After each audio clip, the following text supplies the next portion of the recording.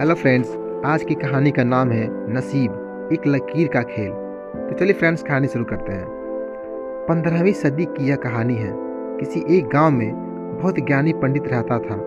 पंडित आजू बाजू के सारे ही गांव में बहुत प्रख्यात था और इसी वजह से धनवान भी।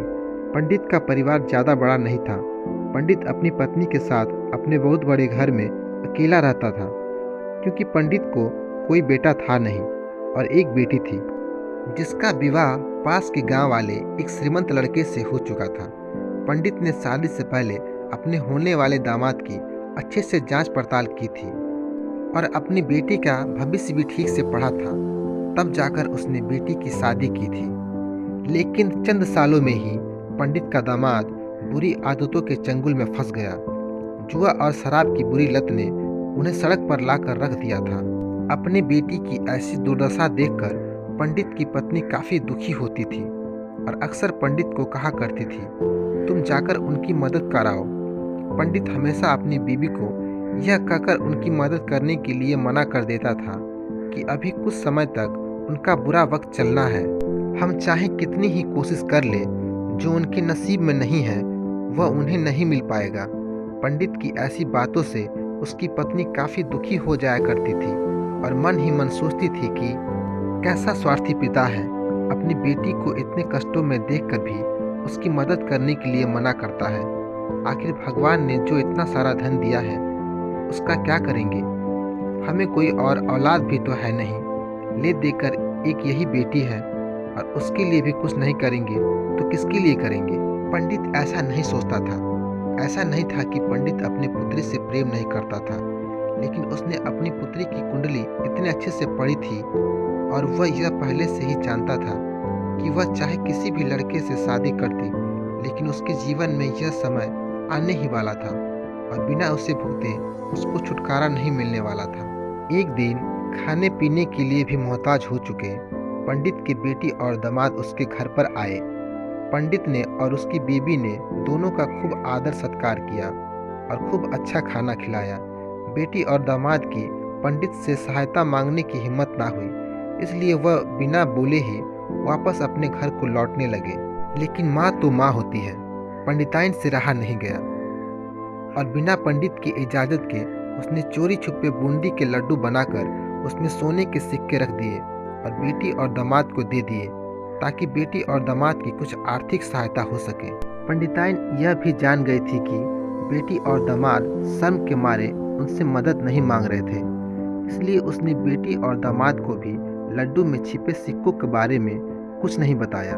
जाहिर सी बात है कि जब वो लोग घर पर जाकर लड्डू खाएंगे तो उन्हें उनमें सोने के सिक्के मिल जाएंगे।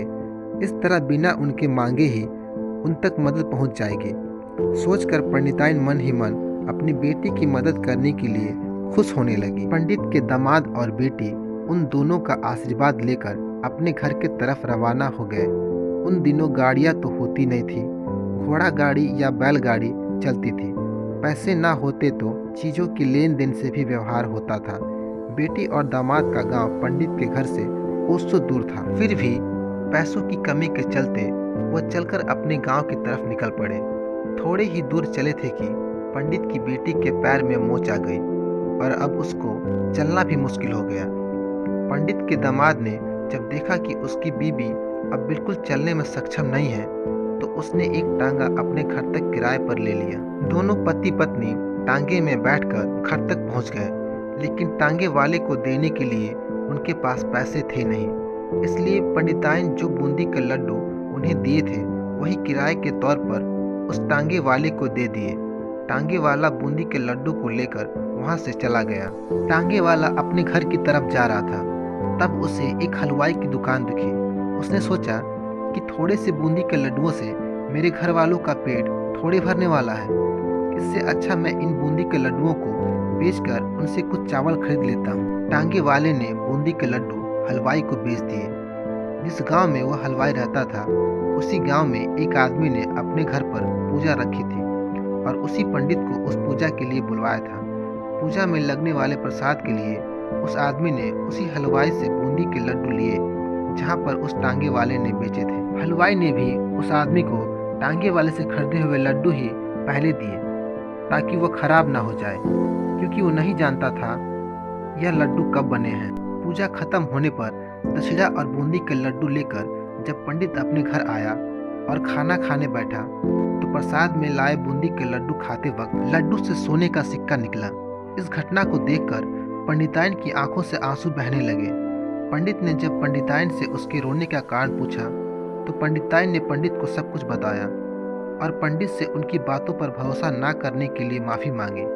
पंडित ने पंडिताइन के आंसू पोंछे और कहा कि तुम्हारी तरह मैं भी अपनी बेटी से बहुत प्यार करता हूँ, लेकिन अगर हम उसकी अब मदद करते हैं तो दामाद हमसे हमेशा ऐसे ही मदद की अपेक्षा रखेगा और अपनी बुरी आदतों को कभी नहीं छोड़ेगा। पंडिताइन भी अब पंडित की बातों से सहमत हो गई। 2-3 महीने बीत गए। पंडित के दामाद और बेटी फिर से एक बार उसके घर आए और इस बार उनकी परिस्थिति पहले से बेहतर थी, क्योंकि पिछली बार खाली हाथ जाने के बाद दामाद ने नया काम शुरू किया था और अपनी सारी बुरी आदतें भी छोड़ दी थी।